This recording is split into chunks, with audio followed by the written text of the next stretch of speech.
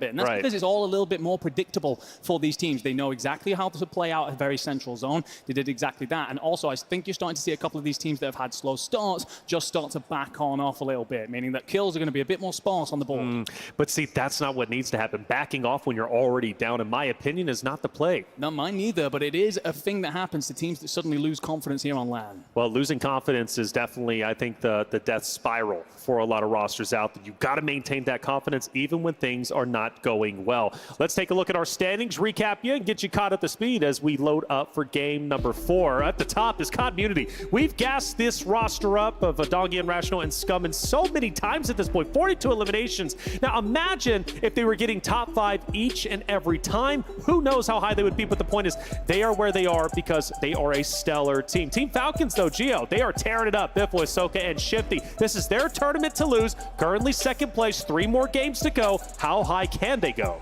I mean, I think the sky's the limit for them. You know, it was a really exciting end to the last drop, and you know, when we had that winners interview at the end, you heard how excited the crowd were. They really are the favorites here in Las Vegas today, or this weekend, I should say. And you know, I just think we see such amazing play come from them. You know, maybe drop number 2 wasn't quite for them so much, but even back in the first one, like, we're so early in the weekend, man, and they just seem to be feeling themselves. Yeah, and you know what's crazy too is like a lot of those contests, we were just talking about like team vitality, right, going down early, but a lot of these engagements, Dongi, he's winning his ones, he is slaying, he's looking a lot better from last year as we had those, you know, accusations, but either way for Dongi doing the job, getting the donking, getting it done. Can they continue on because they're picking up the eliminations, but they got to keep those placements. Yeah, game number 3, Enigma Falcons, they just kind of waltz on in with 21 teams remaining. They get center zone for free, and this was the end result. Yeah, as soon as they made that crossing from building onto top of bats, it was inevitable what was going to happen from there. And this is where it becomes a little bit terrifying. We've spoken a little bit about it. Myself and Dandro cast a tournament on Tuesday, and they got off to a slow start, which is kind of what we're seeing today. But then once they won one map, they won everything from there. Dre, we take a look at their elimination heat map, and you can kind of tell the northern side of things and even central, right? That's where Falcons are heating up and getting the most elim. Yeah, obviously, right? Of course, that pop-off area, but also military base on this side of the zone, as you see on the eastern side. A lot of those eliminations over there, but they literally rule the northern part of the map. Absolutely. And Gio, when I'm looking at this map, if I'm a competitor thinking about tomorrow, match point, once Falcons get to that 150 threshold, I'm looking at that heat map and I'm thinking to myself, that's where I need to be to shut them down. Yeah, well, 100%. I mean, some of them are going to be thinking that's where I don't want to be, but yeah, which is perfectly valid. But I think what's really interesting about it as well is when we think about where the final circles have been, most of that heat map wasn't in where those final circles were. So you know that they're getting a lot of their power and benefit and everything earlier on in the game. And it's like, okay, if we're going to shut these guys down, it has to be early. Has to be early indeed. You can't let them get started because the confidence is there. You saw it in the interview with Biffle after the Game 3 win, and it's going to continue to gain traction from there. I can't wait till we get Hisoka actually up there for an interview because I know he's going to be bringing that heat, especially with his family in the venue. Hey, I love, by the way, Hisoka's family, like whenever they support him, we've been watching him for the longest time, and they always get involved. Having a strong family support system is incredibly important for you as an esports player. EMEA's been tearing it up. Falcons are obviously on top. We're going into in second place, but Community's on top. Now let's talk about game number 4. We've had a bit of a break, Enigma, right? A little bit of a break. Teams are able to settle down, refigure it out, gain that confidence back, which we said some teams have lost. Game number 4, what's the game plan? And what are the adjustments? Because you mentioned some teams might be backing off of slaying out when they need to actually be pushing forward. I think one of the things that can happen when you step up on a stage like this is you get a little bit overwhelmed, especially if things don't go right. You know, nothing's comfortable here. You know, the temperature might be different, your screen placing might be different. It sounds like small things, but they all make a massive difference when suddenly things aren't going well. You can spiral. And we've spoken about how a couple of these teams are emotional sides. So what you need is an opportunity for you to get into a back room, nice quiet moment. Boys, what's going wrong? And you need your IGL in particular to lead those comms and say, this is exactly how we make the adjustments going on through the rest of the afternoon. I am looking at a couple of these sides that are lingering towards the bottom half and thinking, you've really got to step it up here online. You haven't got much longer to go this afternoon, and we know how important that advantage is going to be for tomorrow. Absolutely. You know what I absolutely love about that point that you made is that we've spoken a little bit about Tommy being a coach, you know, this time round. And Tommy is a veteran Yes, he is. of competitive Call of Duty. And that's the kind of person who's going to be able to come in and say, I have had this experience millions of times. I know what it's like to go and play in unfamiliar places. I know what it's like to have to get used to this. Here is exactly what you've got to know going into that environment. And I think that is such a massive thing to have on your side coming into a tournament like this. Let's actually talk about Omit too, because that's a great point that you bring up. Tommy, a veteran, lead him to victory, and Omit also exceeding expectations today as far as I'm concerned. We take a look at their heat map for eliminations and really get to see what's been going down on their side. And, well, this is a little bit different, right? It seems very centralized. Dream, we take a look at this map, and there's only literally 3 locations Omit's been going to slay out. Yeah, quite literally 3 locations. And I mean, a lot of those eliminations, I mean, we're going to take a look at Enkyo, right? He has 16. He's the factor for their team that is really keeping together. You got to look at Heats too, right? That player that is always going to keep the boys together. But collectively as a whole, Enkyo has double the amount of eliminations as his team. Yeah, so this is exactly something I wanted to pick up on, by the way. Enkyo bringing in 16 at the minute, Grom picking up 8, Heed 7. It's not surprising to see the Wonder Boy suddenly pick up and lead the way with the kills, but typically Grom's a little bit closer. Heeds has always been that support player, so he's kind of a mixed bag when it comes to the slaying, although we've seen the kind of gun skill that boy possesses. But the thing is, I am just looking to Gromlock a little bit to just get him a bit more involved in those gunfights. We might well have a situation where it's just the damage figures are really high for Grom, but it's not necessarily the kills, so I'm not too concerned at the minute. But if this team are going to do the things that we're asking them to do and really contest the Falcons, I think that Gromlock is a true Rolls Royce of a player, and I fully expect him to be the kind of person to help lead them there. You know what that heat map tells me? What's that?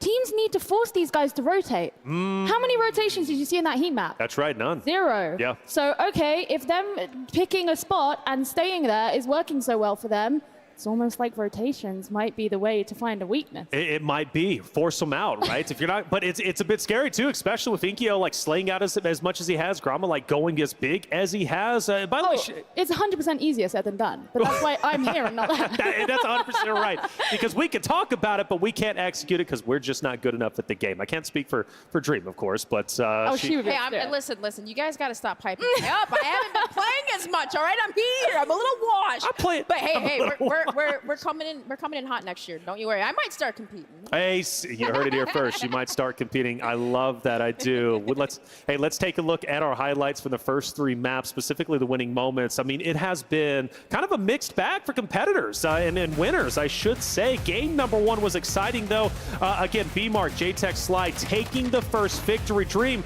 This was tremendous from this Revenge Tour. That is literally their name, and well, they started off hot, and that Revenge Tour seems to be true. Yeah, this was actually an insane ending, but the B-Mark, you heard it, he said he listened to comms from his IGL, we had that rotation with the LTV, but how close was it for Shifty? He actually almost 1v2'd. He took down 1, and then B-Mark able to close out.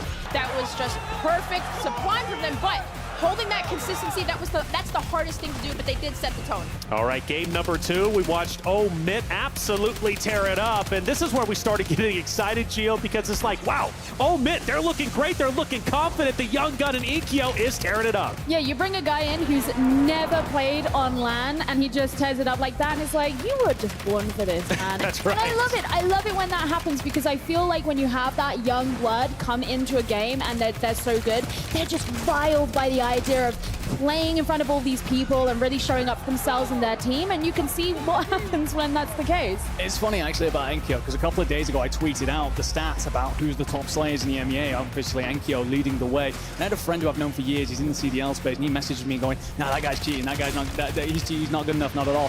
Messaged me after map 2 saying, oh, I guess I'm wrong because he's absolutely fantastic. So yeah, putting up big figures out here. At least they admitted they were calling him up. Hey, it was nice of him to do so, but yeah, he's currently sitting second when it comes to the fragging rights. But in this map 2 in particular, I was a little bit worried that we're starting to see them still lose a player through the mid game. That's something that they've got to fix up.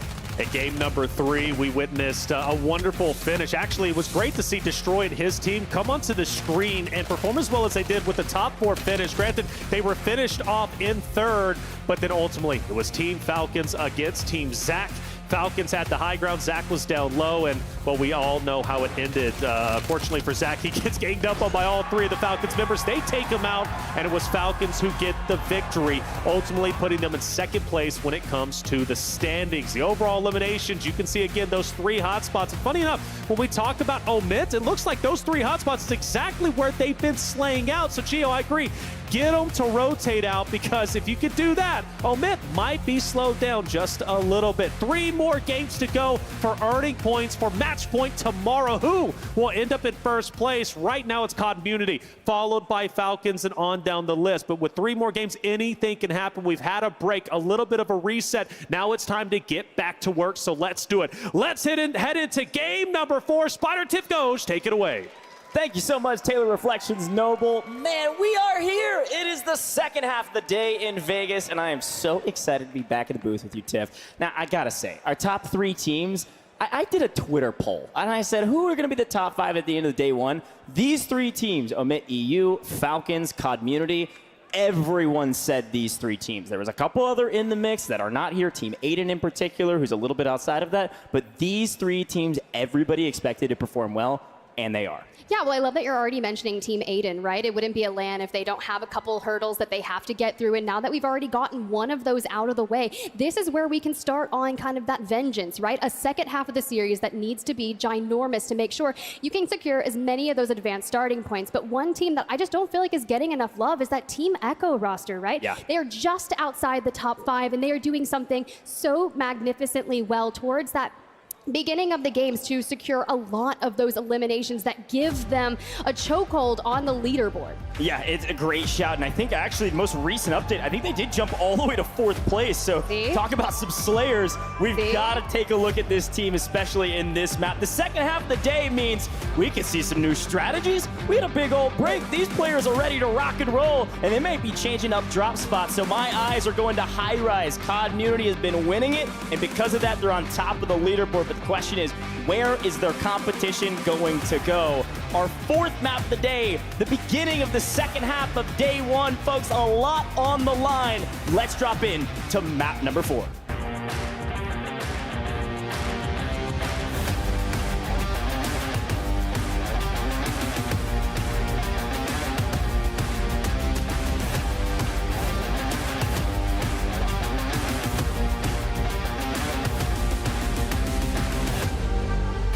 All right, hear me out, Vegas. If your team is not looking so hot right now, now is the time for them to stand up. Show us why you deserve to be as many of those advanced starting points. Take advantage of everything that you can with the remaining 3 games. I want to see a massive win here, but when you see that lane line already slicing through the center of Urzikstan as our teams like Omit EU, number 1 on the map, heading on over to Shaheen Manor.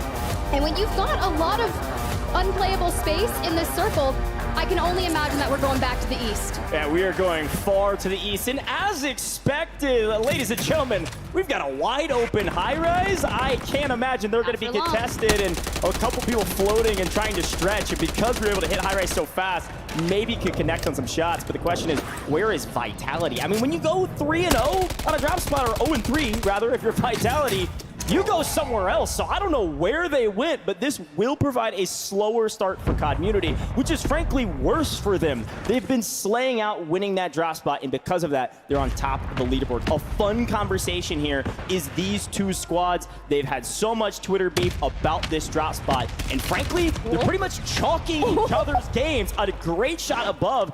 Neither of these teams can get anything going, probably because this fight takes so long over and over again. Look, Reply Totem out here trying to do it to Panda. We drop down, but unfortunately we all 3 land up in the gulag. The Battle of the Bazaar has been absolutely bloody. I think that's 2-2, by the way. I think they both have come out of this on top. Maybe Panda with a slight advantage. Maybe it's 3-1. I'll have to look back at the VOD. I'm sure these teams will be looking back at VODs after this day as well, especially if you're this squad right here. Take a look at where they drop. So still in city, but off of that high-rise location, looking to land a bit safer. I'm sure the call here was just, look, can we get our loadout? Once we get our loadout, let's go slay out. Yeah, no, so this is a squad that, if you think about it, right, Engsian, Noobs comes in for him and started to fill in a bit of those scrims throughout the past couple of weeks just to see what was going to happen, and I want to give shout-outs to Engsian back at home for that roster in general, but they were looking pretty consistent in terms of their games throughout the preparation for World Series of Warzone, but that contest early game has not boded them well, and quite frankly, Fluffy Aimers look to be in a bit of a struggle here. Omit T, a absolute slayer in her own right, especially in the 2v2 style of rounds. Well, you got the push from Omid, and hey, Juju, the trade coming through. You can just not take a 1v2 in the stairwell. Yeah, that was a clean take. Well done. Also a bit of revenge, by the way. This squad on your screen in the Gulag right now, E700, trying to win this 1v1 and gets the better of his opponent. No problems at all. This squad actually deleted Super Evan's team and eliminated him out of the lobby in the last map. So some nice revenge there. We'll see if maybe we'll see the Wolf get to the front here. Let's get a good game under our belts, Wolf. I'm ready for you, all right? I'm going to swap up my chain just for you if you're able to do it.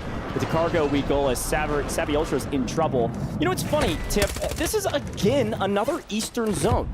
If we took a look at those heat maps, all 3 zones on the eastern side of the map, and all of Omit EU's kills on the east side of the map because they just sit in end zone. They get to the end and wait, and all of their kills come to them sitting in the end. If you look at the overall kill heat map, you look at their kill heat map, it's the same. It's the end because game. It's the end game. That's all they do is just wait for kills they know they will come. And I love that positioning, and it's a lot of the things that we would witness them anytime they would go towards the northwestern sides, especially when we have Kotovo endgames. They are so powerful and scary in the endgame situations, and especially when you have teams that are looking to come out of that northern side. King AJ, Showstopper, Vision right here. When you've got a squad just below you, you want to look for those angles. You have a UAV, you'll be able to get some information, but we don't want to overextend out into the low ground just yet unless we have that opening knock to kind of allow us to get in there. Yeah, and I am looking at that Blast team. Again, Miles had a chance to talk to them after a frustrating last map, and they actually rotated out of military much more aggressively this time around. We'll see if it pays off, but to phase we go. And frankly, not enough airtime for these folks, all right? It's good to see a former World Series of Warzone champion on our screen right now, Sage, one of the best individual players out there. This team has had their ups and downs. They've had some great performances in the past, 6th overall in the regional finals, and then some really frustrating performances as well. And you've got a Vegas Inferno, I think, on the other side, looking for a bit of blood. And this fight is one that we always see in this area. And frankly, I think it's taking a bit too long for either side's liking. I think we're probably going to rotate out here shortly once Sage gets the feeling that, hey, this isn't maybe as free of a kill as I thought. Well, what's happening here is we also just have Adrian, who just won the Gulag and is going to be flying in from the above, kind of that budget UAV to give him that information that maybe they're not able to get, especially when you have a trophy system in the back of your pocket. You've got that mortar, and you know that you're set up for a fight. You just want to make sure you play off those audio cues, even future, climbing up the ladder, deciding this isn't the way to push, but Sage is like, I know what it's like to take that aggression, and I'm just going to completely outwork you. Take down one, take down another. Goodbye, Future and TJ. Beautiful. Quick look at the map after a nice win there. Seemingly that's what's been happening all day. FaZe is doing okay, so let's see if they can come out of it a lot better for it this time around. But quick look at the map, as expected, again to the eastern side, and well, look at where Omit EU is already over there hanging out in Bazaar. That's that red 1, so watch out for that squad, a top 3 team right now. Again, Team Community, Falcons, Omit EU on top right now. And a quick look at Aiden's squad. Again, a team that's just barely lurking outside of now maybe into 5th place, but just outside of the top 5, looking at our leaderboard. They're right there. They're in the mix. The question is, how many people rotate to Superstore the last couple maps? It's not been enough to put them at the top of the leaderboard. It really hasn't, and honestly, Bubble CT, Louis CM, Wars, I would love to see some good games out of them starting here. And when you find yourself between 2 squads, especially Noobs on the other side alongside Stevo and Patzuka, this is one of those things where you're out in the open. If you blow through all of your resources, such as smokes, you can get completely caught out. Yeah, and we talked about it on the analyst desk. That Vitality squad is actually one of the other teams I was talking about that's not in the top 5 that people expected to be there. With Noobs in the roster, they've been performing fantastic, but it's when they win high-rise. So now rotating out, we'll see with a new drop spot they do better, but as we swing back over to the middle of the map yet again, we're seeing a ton of action here, and I think that XMQ squad from the APAC just got full wipe. maybe have a chance in the gulag as Tap, Johnny Rose, Strixie trying to make a name for themselves in this competition, in trouble, getting shot in the back. Yeah, this is what's going to be tough, right? Especially when Tap and Johnny, they kind of swamp on it in, but Sage, we saw how aggressive they just were, and they want to keep that moving forward. Sage was actually fragging over the Team Falcons players in general, and when you think back to some of the content I've seen put out from the Call of Duty community, Sage was one of the very last players to be interviewed when talking about the solo YOLO. He's like, it's me, I'm him, I'm going to win. And now we're starting to warm things up just on day number 1 in this series. Before we get there, I'm so excited to see what Swag, Adrian, and Sage can bring to the table. Sage has already won once. He knows what it takes. Yeah, he definitely knows what it takes. And that FaZe squad was doing okay, like I said before. Pretty mediocre performance, nothing bad. Again, this is day 1. It's not all she wrote, but you could certainly earn some points. So we'll see if maybe they can jump into the top 10 after this map. They've got some nice momentum. But back to some of our top slaying teams, at least in our regional finals. This squad a hair quiet as well comparatively. We've got to remember that this squad was one of the highest fragging teams across all divisions across the board. A really strong squad who's had a fairly quiet day today. And I wonder if it's because military hasn't been quite as active as they expected it to be. I mean, that flank squad, that blast squad has rotated out a little bit more aggressively than usual, at least headed further down south to get into the mix, try to change some things up when things aren't going their way as well. But again, a quick look at the circle here, Tiff, and again to the east.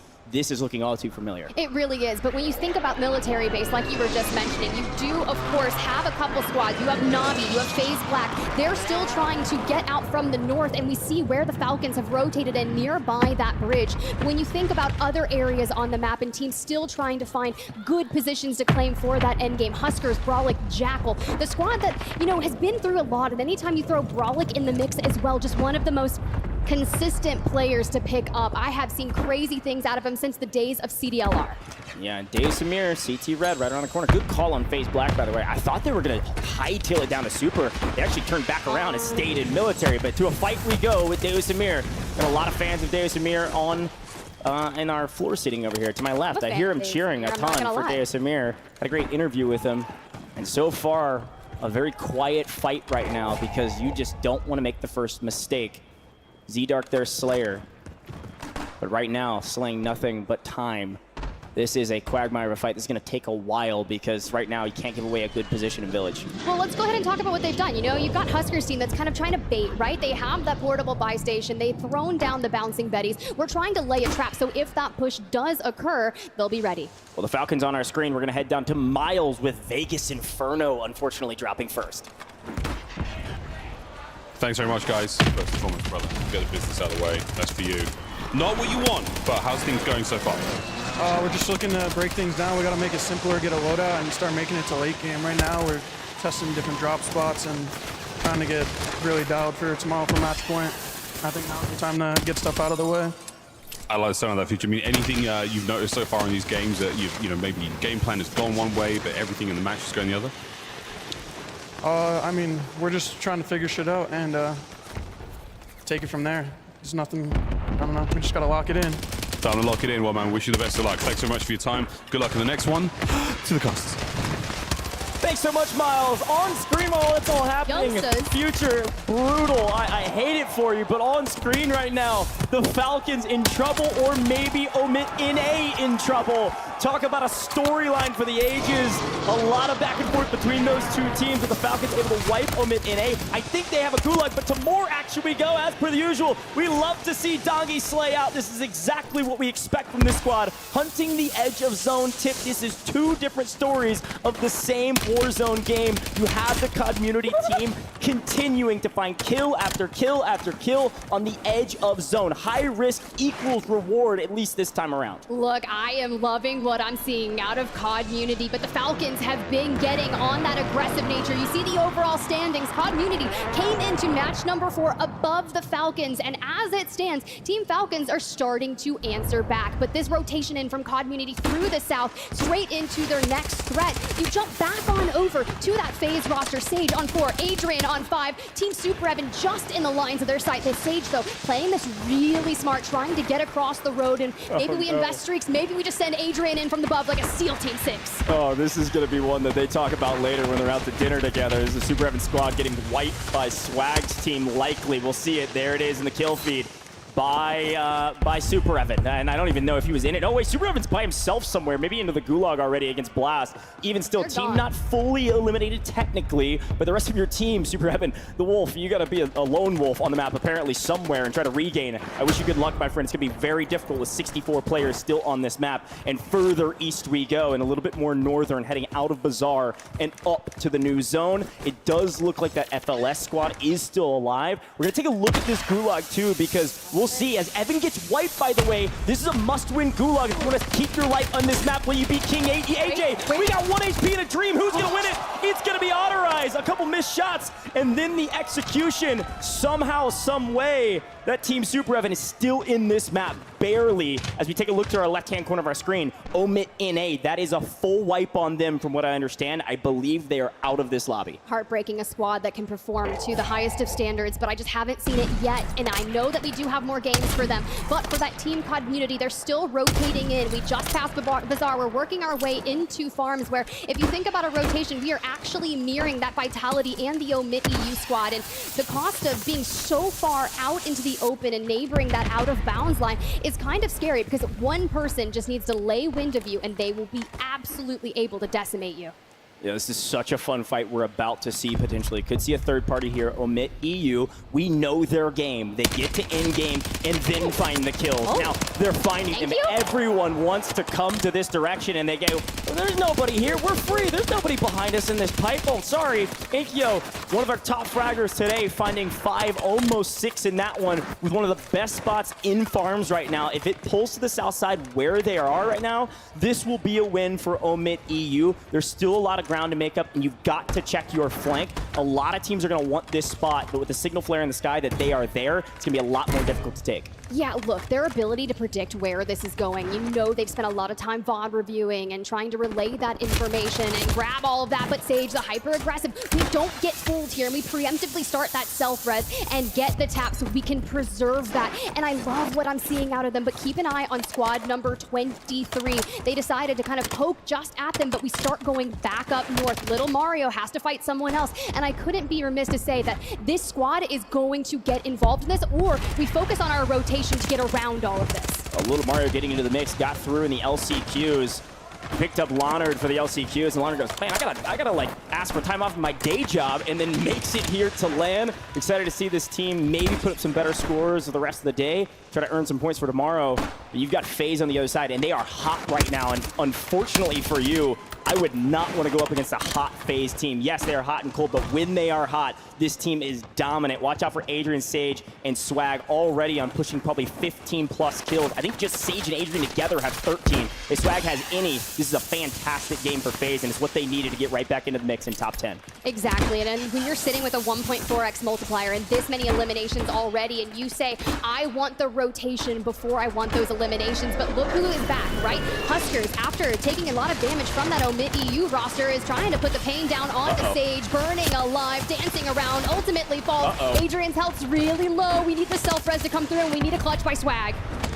Swag's always good for a clutch, at least won a tournament, and right now in trouble from multiple angles, and it's not enough. I believe FaZe is out of this lobby with a good game, not the great game they needed. Likely still right probably outside of top 10, but close enough. Huskers out of here. We see Community fully wiped as well. Unrational gone. This is going to open up the door of opportunity for Omit EU, maybe Team Echo, Team Aiden, if they're still in it, to potentially make some moves past Team Community. But look who's on win condition already. Falcons have made the rotation. They love this out of bounds line. We've seen them here before. They got second last time in nearly this identical position. Let's see if they can win it this time. A second, then they go on to win a map, and now we're sitting in the fourth game, and it's going to be really interesting to see. Yes, we looked at the north, but we have to turn our attention towards the south. This is the difference of not taking that ultimate contest at the beginning, right? And look, they've made it to endgame. Their biggest threat is that Omit EU roster that's just ahead of them, and not even that Echo on the other side. Yeah, this is third versus fourth versus wherever this team is, and apparently changing your drop spot worked out. You made it to top 10, big multiplier in hand, a decent amount of kills, but not enough to really write home about. We need to pick up this Echo team in transition. It's going to open up the leaderboard even more. You've got a great spot for it. It's not a hold because of gas, but they're on out of bounds line. They can't go any further back, at least not that direction. The problem is you've got to pay attention to Omit EU, and they see an opportunity. They're going to make a push. Wsow getting into the mix, trying to find the Frenchman. Will he find one? Yes. Will he find two? No. He's yet again clutch in a moment, taking down this squad. Now Noobs last alive. Heeds, I doubted you once on that rotation. You proved me wrong, and you are looking so good right now for Noobs, the super sub here, last alive for that roster. But keep an eye out on that western side of the circle. Still two teams that are going to be hailing from that side, and Nano currently over from that LATAM, still going in on it. Yeah, big rotation there. You got to watch out. Again, that Echo squad, a top 5 team right now, made it into the top 8. We just saw Na'Vi get eliminated, by the way, off screen. They got about 9th place overall. Noob's going to try to play spoiler to the Omit EU team, trying to get a victory. A 1v3, this is not going to go well. He needs to pick up at least 1 in transition. Frankly, for the rest of this leaderboard, we've got to make sure Omit EU doesn't win this, or they're going to start jumping up this leaderboard and be hard to catch for the rest of these teams. How Noobs, is he alive? he's good at playing his life. It's not good enough, though. Omit EU on top, at least for now, made it into the top 6. Top 5 is our next multiplier. This is going to be a big one for the rest of these teams, as we see a CT Red get eliminated in 6. All of these teams walking away with at least a 1.8. Omit EU set their sights onto the next threat as they rotate on in, wiping Team Echo, the 3rd place squad and the 4th place team on the leaderboard, going at it. But Grom still has a good bit of a way to go, 1.8x multiplier. But how are you going to rip the Falcons out of their nest? Did we see the heat maps? They get the kills in the end game over and over and over again. Top 5 and in trouble. We smoke and run, and apparently hay bales. You don't need needles. They cover bullets. Why not? We've got Nano on the other side, who's in a really good position right now. Right now, the Falcons need Nano to somehow play spoiler to this Omit EU squad, so it's not a true 3v3, but look at the zone pull, Tiff, wide out in the open, and this time, no LTV around. Ooh, the mobile buy station, the smoke to use it. We want resources for that end game, reuniting alongside Gromalok here. Have some ammo, have some resources, everything that we're going to need for some of these final battles. But we're all just kind of Spider-Man memeing it out, pointing at each other. And what the Falcons have done as well, they wiped their side of the circle. Yeah, LCQ, I'm sure Shifty was talking some smack on that one. You have to go back, watch it on stream. Gets a nice win there. 3 teams of 3, a true 3v3v3. What a way to go out here for map number 4. I don't love any of these positions because, well, there's no cover.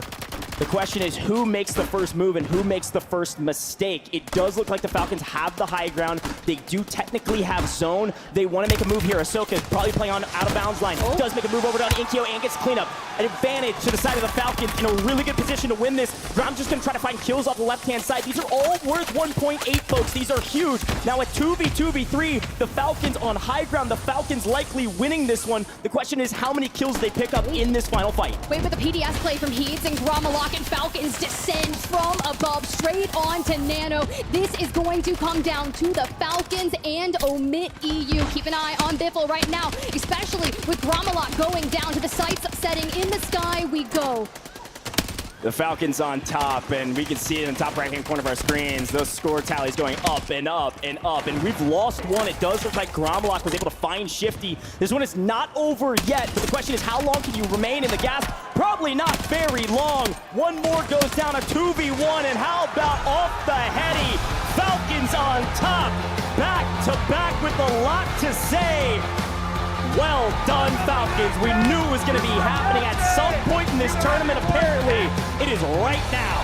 A back-to-back as the Falcons fans celebrate at the front here to support them. A 50% win rate in our current series, 4 games played, 2 wins, a 2nd place, and then, you know, a 10-point game. I'd say they're doing pretty damn well. Let's hear it for Soka and the boys at the Falcons. Wow. What a finish from the Falcons yet again. That one, a lot of points, and frankly, I think they wanted that one bad. After losing to Team Revenge at the very beginning, a team that we expected to maybe not do much. Shifty was like, no, we gotta run that one back. Got the circle for it, and you can see the celebration and probably some smack talk. He didn't need to shoot bodies. He can stand up and point at them around these parts in Vegas. Very well done from the Falcons yet again to secure the win. This time it helped. They had player advantage. They were able to execute a nearly identical circle, by the way, to map 1, just a hair more south with less cover and no LTVs this time. Yeah, we take those. Yeah, I was going to say, that's the difference maker, right? It was a second place in a similar end game, and now we convert the wins. That shows us that we are able to correct those minor mistakes. And that sounds crazy that I'm saying minor mistakes about a second place, because a 1.8x multiplier is so good. But a lot of the storylines that we were talking about coming into the World Series of Warzone, especially day 1, it's those advanced starting points. Yeah. And everyone was like, what do we do if the Falcons do get those 40 points at the top? So let's go ahead and run that last stand, and we'll kind of keep chatting on that. We have a problem is what happens. That's a problem on our hands. Look at this high ground position, even this early out on the out of bounds line. This is where the Falcons thrive. We've seen this time and time again over the last 30 tournaments that they've won. When the map gets wonky, when the circle's cut off, the Falcons thrive, because when people have to think on their feet, they're not able to think fast enough to keep up with the Falcons. I will tip my hat, though, to this Omid EU squad. They had resources in the end to make this one close and make it to top 5. Without the resources in this moment, Tiff, they would have been in dire straits very quickly. A great rotation, able to keep all of their bodies up as well. Picked up a couple kills in the end game. Another solid map from Omid EU. They are living up to the hype. Yeah, but when the Falcons, they get all that space, they preemptively throw that trophy system down and just start roaming. And Omid EU kind of gets sandwiched behind these hay bales over here. Yes, you start that PDS play, you try to prolong it and try to get as many eliminations with 1.8 as possible. But Nano was constantly that thorn in their side, putting all of the damage onto them and kind of throwing that rotation for them, which is exactly what they needed to do. But it also allowed the Falcons to just fly on out, spread, and look for those angles. And if we are ripping Grom off the headies throughout this, that's nasty. Shifty, Inkyo get traded out, so it was a 2v2, and when you're in the gas with losing out on resources and the Falcons get the zone pull, yeah, no chance you're losing that one if you're the Falcons. Very well done yet again, of course, to go back-to-back. Yes, we took a little bit of a break, but they did go back-to-back, and you can see all the fans of the Falcons, Hisoka's family. I love a chance to meet those guys. They're always hyped for Ahsoka, and well earned, by the way. That team, the Falcons, that are on top by a lot, they've won $300,000 on this map alone. Yeah, talk about a good, a good last couple months for the Falcons boys. I know they're excited. I'm excited for them. And you just think about the history that Soka has been through on his journey in competitive Warzone. How many times have we seen his family show up in the back of his stream, celebrating, hyping him up? That's an environment that just breeds success. Yeah, and we already got a chance to talk to Biffle. I'm sure we'll be talking to one more member of the Falcons. And who knows, you know, the way things go around these parts, we could talk to the third member later. Can we talk about this real quick? Look at this. Nah, that's nasty. I told you, they've earned some money. That chain is nice. We're going to head down to the stage with Miles and Shifty to talk to the second half of the Falcons. Thank you very much, guys. Thank you. Yeah, Shifty, look, back to back. It's starting to feel good. How are you guys feeling? Now we're starting to get going, man, and these guys are fucking horrible. I mean, yeah, these guys, we get to land and they forget how to fucking play. So, you know, we're dealing with a little bit of PC issues, but now we're kicking, we're alive, and it's about to be a fucking bloodbath. That's 3 on the count, folks, but we're almost getting, you know, slowed but sure, get ready in the next one. I mean, obviously, you didn't start things off too bad. Second place, the points are still looking good. I mean, it feels like a few minutes ago I spoke to Biffle. Is there anything you're looking forward in the next game? Anything you're looking out for? Nah, I mean, we're just going to play our game. You know, next game you guys will be talking to Soka because we're going to win again. You know, we want to finish off today strong. We started a little slow, like D was saying. I just told him, let's get our pacing right. I said we're going to come out from the halftime and win another game. So let's just fucking win these next 2. I mean, Falcons on top. Everybody knows we're the team to beat, and these guys are fucking horrible. I don't know if I can add too much more to that. All right, good luck, man. We'll see you in the next one. Take care. It's back to the decks before we get in trouble. Yeah, before we get in trouble. It's getting a little wild up there. Falcons are heating up. They've won 2 out of the 4 games. Mind you, Game number 1, they got second place. So they could have won 3 out of the 4, but game number 2, we'll just let that go. I think that was like top 20. But they came back with a vengeance, and they are looking incredible. Falcons truly living up to their namesake. Again, this is their tournament to lose. This is day number 1. The worst case scenario for the competitors is for them to go into match point tomorrow with a 40-point lead, because that puts them 110 points away, which they can reach in just a couple of games. So this is starting to get scary. Let's look at our highlights from game number 4. And man, was it a great game. Dream starting off. Falcons, though, even though they get the game win, they nearly did. Yeah, you know, I stepped away for a second, had to use a little body, came back, and I will tell you this. We came back, and I was surprised to see Omid NA. It was Juju taking down Wsow. And I screamed, like, both you see, I think, of Shifty as well, but Biffle, he got the cleanup kills, and he was able to save the day for them to secure that win. That was looking pretty scary there for a second. Looking scary, but they managed to come back, and that's the resiliency that they have that every team should definitely aspire to get. Omid EU, though, continues to tear it up. Enigma, I cannot believe how well they're doing. Yeah, talking about resiliency, there was a couple of moments throughout that rotation that I was a little bit concerned. One of their weaknesses so far through the World Series has been losing a player before you get towards the end game and then you're outnumbered. However, here they do a fantastic job of staying alive when they're pressured by noobs, Patsuka and Steve-O. And in particular, Enkyo does an amazing job. He gets caught on the cross, takes a lot of damage, but the Resolute keeps him alive. He gets the support in from the teammates, and then they counter that play and open up that southern side of the circle to let them in. They do a great job then of using the utility that they possessed to keep that fight going as long as possible. We talk about NA. We talk about EU. Gio, let's talk about Latin America. BD Benza, Eric Nano, and Tabakudo going absolutely nutty, buddy. Third place, Latin American representation. Yeah, no, I think this is pretty insane. We spoke about on the last desk which teams need to do better, blah, blah, blah. Here are the big guns from NA, here are the big guns from EMEA. But the last 3 teams of this drop were all from different regions. And we have that second team from LATAM South showing exactly that they can go up against these massive titans that we talk about, like Falcons, like Omid EU. And that's insane. That's something that we really can't overlook. And, you know, they were coming into this drop sitting at 16, so it's kind of like comfortable. You can go up, you can go down, but just a phenomenal finish from them. And it's really interesting as well because a lot of our top teams, we see they have like one really prominent fragger, whereas on this team, we actually have quite a lot of consistency.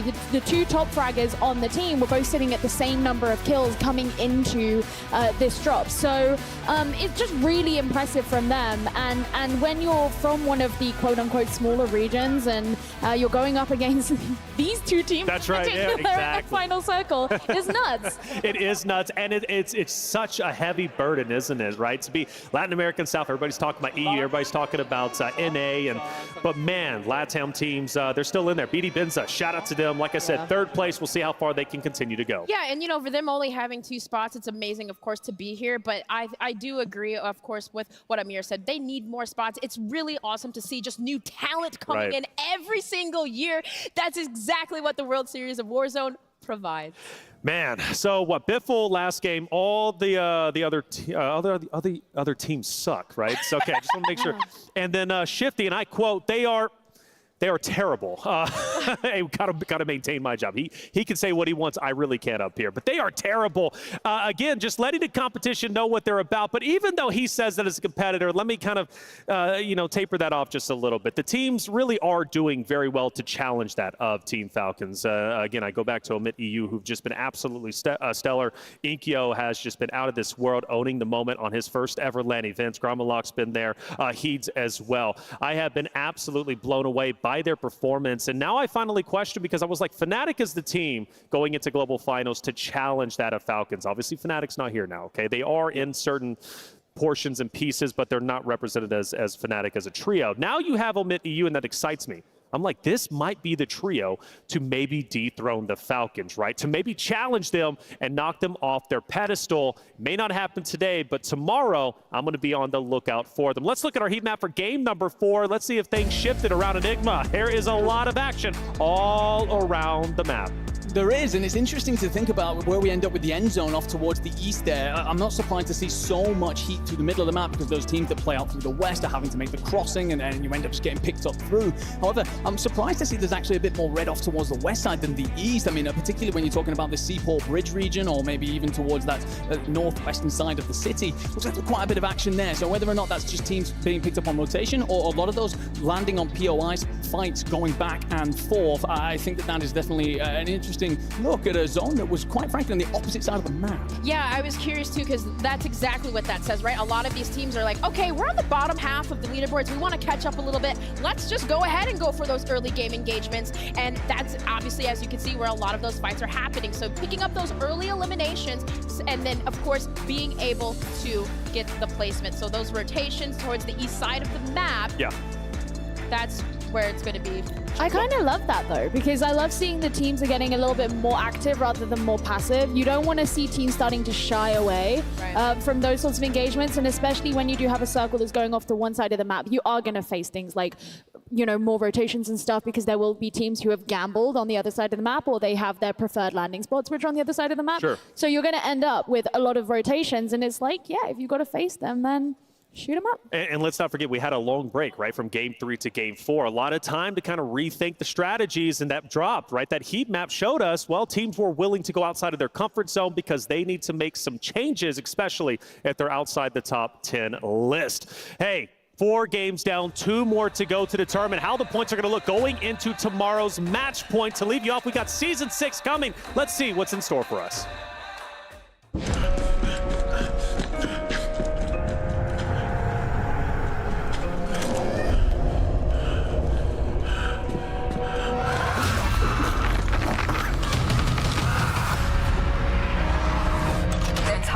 Gone dark.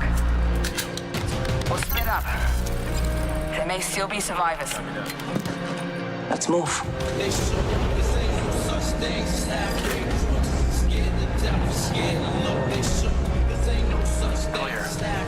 Come camber up. Defrost here. Movement.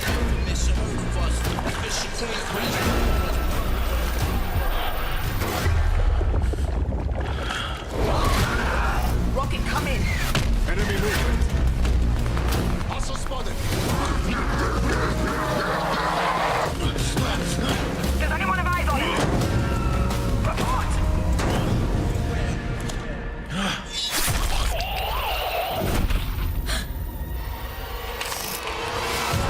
Killers and $100 bills.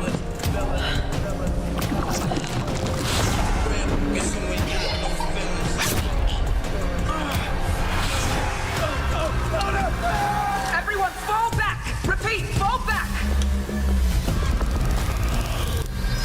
Every man for himself in his lane, we begun it. So some get shot, locked down, and turn guns. Cavalry arms and straight up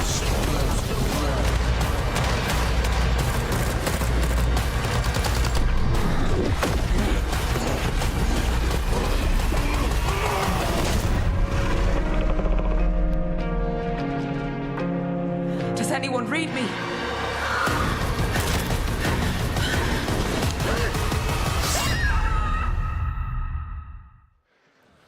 Oh, Season 6 looking good, and so is our standings and competitors. Like I said, 4 games down, 2 more to go till we decide, or at least until we know our points going into tomorrow. Falcons take a pretty considerable lead, I believe. I forget if we looked at standings, actually, and I don't know if we did. But if we did, and I'm excited to see how much of a lead they took after winning 2 out of 4 games, back-to-back games, and doing it in scintillating, sensational fashion. All right, I stole that from Colin Crow Clark. He's a wonderful caster. Shout out to him. Okay, hey, it's exciting. 2 more games to go. It's time to get to work, Gio.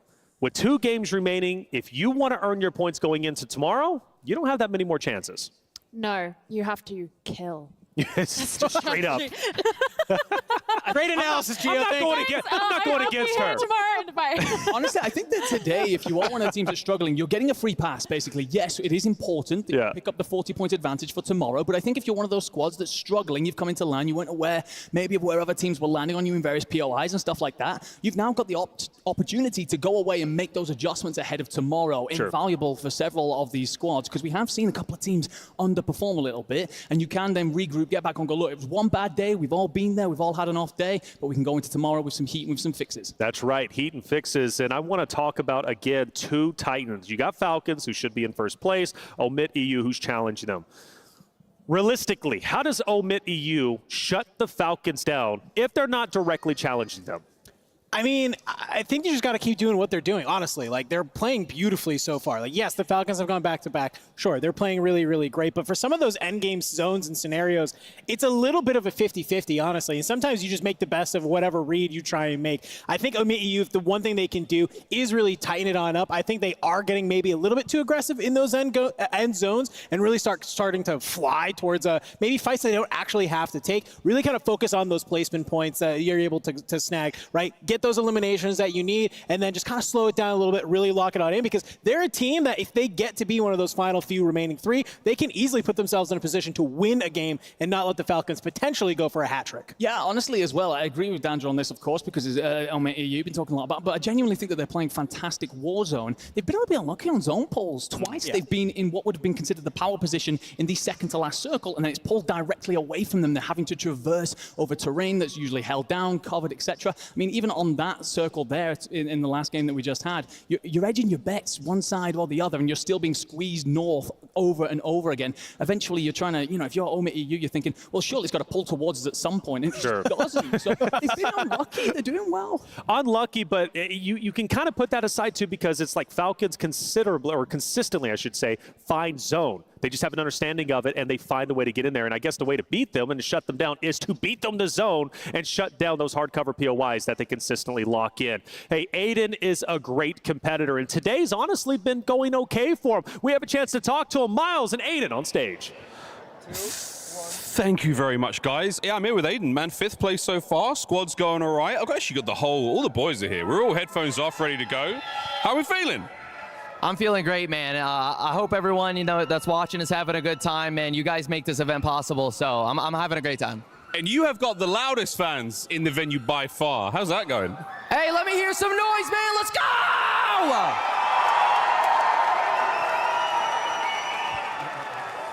Nicely done. Okay, final few games today. What's the game plan? Any changes you're making that you want to share? Obviously, your opponents are listening, but is there anything you want to bring up? I think we're going to keep everything the same. I think, just be a little bit more disciplined. Like that last game, I made a little mistake, and it just set us back. So just making sure we're staying disciplined, and we're just going to stick to our plan. Sounds good to me. Guys, thank you so much for your time. Obviously, you're shooting, the firing range is getting lit right now. Any final words to some of the fans, the folks at home, even your opponents? Yeah, I mean, Team Falcons is doing great. Biffle's sitting right next to me, but he smells like shit. So, yeah, keep it up, Biffle. It's back to the desk. Yo, I don't know how Miles does it, but Miles is getting some spicy responses out there from the competitors. I guess I have to avoid Biffle at this point in time if he smells like that, and maybe that's the reason why he's thinking about retiring. I don't know. It's getting spicy out there. Hey, check. No, come on, I love Biffle. Then why you gotta laugh like? Because now what if he's just going straight degen mode, and that's why he's shooting nukes? Hey, he hasn't showered in weeks. He hasn't showered in weeks, and maybe that's a superstition. People like special socks. Some people like special controllers. For him, maybe he just likes to not take a shower, and the funk is what gets him the win. I wouldn't play good if I was sitting next to him when he smelled that bad. Honestly, not 100% sure what to say about that. It's okay. It's all right. What I'll say is that there's a reason, by the way, that we don't do listen-ins very much with Biffle, Soka, and Shifty. Weird smack. And, I'm all for it. They're very confident gentlemen. However, there was a couple of moments in there where even Miles was a bit like, what's going on? So, yeah, but the confidence is always key with them. They're absolutely, we've been around them. You feel more confident after a conversation with them because of the belief that they have in themselves. So, as a trio, doing exactly what we expected. Talk about, if it bleeds, it can be killed. Well, they stem that bleeding pretty quickly. There was, I forget who it was on the Falcons, but we tweeted it out from _esports, and it was who's the most overrated player competing in the global finals, and one of the Falcons players said it was Aiden. So maybe that's why there's a little bad blood there. 5th place, not bad. We actually haven't had a chance to really see them too much on stream, on broadcast, but make no mistake, they're absolutely there. They're slaying out. They're a great team. throughout the qualifiers, they were great. You know, you look at certain teams, and I said it through the roadmap, there were certain teams that took 3 chances, 3 stages to get to the finals. There were some that took up to 6. Aiden was one of those that took 3. Yeah, and I think this team really kind of came online recently when I kind of heard that DJ was playing a little too passively, right? And kind of was talking to Ebates, who was on their roster last year. Thankfully, this team did make an upgrade and did pick up Aiden. But the one thing he said, you know, kind of in talking to them, that you know, like, DJ, you have to play more aggressive.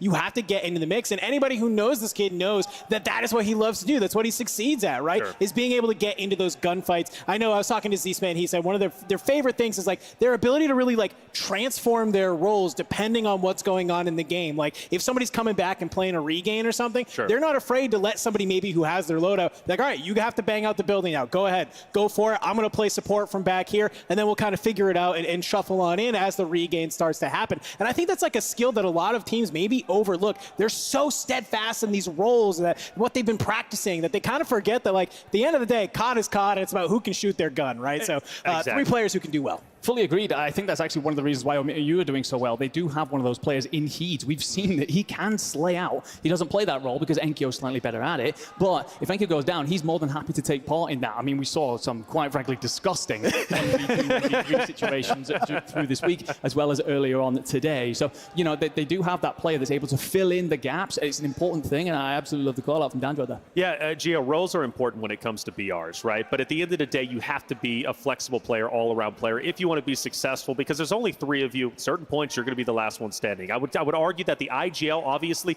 needs to be solid, needs to be impactful, and call in the action whether he or she is alive or dead. But you have to be an all-around player. That's what's going to find you success. Well, I think the really interesting thing about BRs like Warzone is that you don't have the same win condition every game. You know, you play like a attack shooter, for example, and the chances are every single game you have the same win condition. You know exactly what you're doing. That isn't the same here. You don't even have the same goal in every single game. You don't know where the final circle is going to be. You don't know what rotations you're going to have to make. You don't know who you're going to come up against. It's hard. And so you need to be able to have that adaptability in order to completely change what you're going to do on the fly, and that includes the skill set that you have. If all you have is your ability to, let's say, cool, and your other 2 teammates have gone down, what are you going to do if you can't shoot a gun? You know, that's not an option. You're not on this stage, that's for damn sure. Well, without a doubt. I mean, this is the best in the world when you talk about the best 120 players, the best 40. And speaking of some of the best 3 who made an impact throughout the first 3 games was Doggy and Rational and Scum. And obviously, I'm talking about COD and Unity. We've been putting a lot of highlights on Falcons. We've been talking about Omit EU. But now, again, we come back to COD and Unity as we look at their highlights. This roster fought tooth and nail to make it to the stage. Dandro, talk to me about their route last year. They didn't make it to Global Finals. They're here now, and they're making the most of it. Yeah, lots of fun controversy with this team, with Scum and Unrational. You kind of had some stuff with Husker, some team changes. Hey, it's all in the past. We don't need to worry about it. But this year, they pick up Donkey, and they actually form a real trio. Even before we had this whole, you know, kind of timing the World Series Warzone and needing to put a team together, this was a trio that was already playing together. I love it. And Donkey, especially just as a player, is kind of a really cool story, right? Nobody really knew who he was. You heard Hector kind of say everybody thought he was yacked up last year, and he's able to come on and prove he has a name. And then in that offseason, start playing with Unrational a ton. So when it comes time for Unrational to pick a third alongside Scum and to play in a tournament like this, it's a no-brainer question. It's just automatically able to come on through. So I like that this team has been here. They've been a little bit lackluster through the middle of the year, but now here where it matters, they are showing up. Yeah, absolutely. But moving on to the Omit EU and where they're picking up their kills through drops 1 to 3. And honestly, it's unsurprising to see them command a lot of that eastern side of the map. They know it so intimately. It is exactly where they want to play around Mana. They do have alternate drop spots. However, as soon as we start to get a lot of those zone pulls out towards the east, and we have so far through this tournament, they feel extremely comfortable. So they're putting on here. I want something new as far as the circles go. Huh? Yeah, something new. Someone new. Well, hey, it looks like game number 5 is nearly there. So just a little bit more. We're refilling that lobby up. I love that we talked about Dongi. Obviously is one of those players that we didn't know. Well, we knew a lot about, but we didn't expect a lot from. But now he's proved himself. And I think, again, that goes back to the old conversation of changing of the old guard to the new guard. And, well, Dongi is that. Inkyo is another parallel to Dongi in a way that Inkyo, a lot of questions. How good would he be? Online, he was phenomenal. How would he perform on land, especially on the global stage? Well, clearly he's been absolutely out of this world. Both of those players tearing it up and going far. But again, with just 2 more games remaining, do we want to get spicy, maybe do a little prediction and see who's going to end up in first place at the end of the day? It's up to you guys if you want to try it. Sure. You want to try it? Yeah. All right, let's get spicy. Who's taking first place? Who's getting 40 points going into day number 2? In shocking surprise fashion, the man from NA is about to pick Team Falcons. Anything else? No, that's really all I got for Justification? Back to back. Back to back. That's it. Okay, fine. Can I get something spicy? I thought he was going to be spicy. Honestly, no, I'm good. I'm not going to go with Falcons because I think that is not spicy at all. Honestly, there's a team that's kind of riding under the radar right now that's picking up a lot more kills than I expected them to do, and I think could really pop off in these last 2 games, and that is going to be Team Echo. I think that Echo Prodigy, Oki team, they do have Superstar Slayers on there, and I think that we're starting to see them really fix a couple of things that I was worried about when we came into LAN, and that is a squad that could find 2 massive maps here and begin to contest the Falcons. Okay. I don't want to pick Falcons because I don't want everyone to have the same. So I'm going to go ahead and say Team Community because they still have the player who has the highest number of kills. They're still just beating out Enkyo in that. And I think that they have the firepower to keep themselves going. Keep their flame a-burning. I like it. I like it. 3 solid picks. I'm going to go Omid-EU. I'm surprised actually nobody said that. So Omid-EU is going to be my team. I think they're going to end up on top after today. At the end of the day, Falcons, right? I mean, they're absolutely. Hey, what? I'm trying to be spicy. We're all thinking it. Well, you got to think. If Falcons, they're that great. But I mean, even though Falcons are still in the spotlight as they typically do, today has been incredible for seeing so many other rosters shine where we might not have expected them to be. And even FIFA, you go back to them. Now, granted, they've dropped down a little bit, but they started off the day hot and heavy. And that gives me great faith that going into tomorrow, regardless of the bonus points that they're going to have, they can make a big impact. They can win games, and they can go the distance. So FIFA, he's been a big surprise today, along with his rosters of Jukies and Lennon. But at the end of the day, again, so many surprises, even though Falcons have been dominating. I think the really nice thing about Team FIFA Kill is that they've still been quite consistent, which was not what we saw in the qualifiers coming in. They were really, really up and down for that. Right. So even if they're not necessarily in the top 3 right now, they're still doing pretty well. They're in 11th currently. Okay. There's still room for them to obviously improve and kind of find their way up the leaderboard. But they haven't been having like crazy off games on just relying on flukes. And that's really nice. Well, it's really nice to see. It is nice to see. And I asked your predictions for a reason, because for the first time in a little bit, let's take a look at our standings and see what they look like. And Falcons are leading by 109 to 89. So Omid-EU, they're in 2nd place. They've got a bit of ground to cover. So now we start to see that scary lead develop from Falcons that we're used to seeing. The question is, how high does it go? I don't know. Who else stands out to you? I mean, I guess that when I'm looking at this leaderboard, I love that we got FaZe in 6th, right? This is a team, like we said, has been kind of flying under. I love how Goj said it. When this team gets hot, they continue to roll on through, right? But I love this team for the sole reason that everybody was like, had a question mark on Swag, right? Yeah. He's Mr. Content himself, absolutely massive, but he's filled his role on this team for exactly what he needs to do. Yeah. And that is just to be that support player. He says, yo, I'm running in here, bait me out, Sage, be able to get my trade. And obviously it feels like they've been able to find some stuff here. 37 eliminations, currently sitting at 50.6 points. Now, we keep talking about bonus points and advantage points going into day number 2. And just to clarify, by the way, everybody on that list, all the teams in top 10 will at least be walking away with 20 points minimal going into tomorrow. So they only need 130 points to reach that threshold of 150. Now, if you go up from there, 6th through 10th, that's 20. Now, 2nd through 5th, in my opinion, is the sweet spot because that's where you're getting 30 points. Granted, you'll be 10 points behind that of 1st place, but you're still in a great spot. 120 points for tomorrow is going to put you in a big advantage, especially considering 21 on down is only walking away of like 10. And then if you're 30th or 40 at the bottom 10, you don't get any bonus points. Why so are you bother showing up? But that's the question. Again, your plane ride is going to be a bit sad because top 20 get paid. That's all that gets paid out of every team, right? So you want to make sure you're at least up top 20. Yeah, if you're below that, then any Any losses that you have in Vegas is going to be out of your own pocket. Hey, look, I mean, whatever the players get up to after the event on Sunday is totally up to them. I'm going to wrap back very quickly to that leaderboard that we had in front of us and talk about a team that's actually surprising a little bit here, and that is going to be CT Red.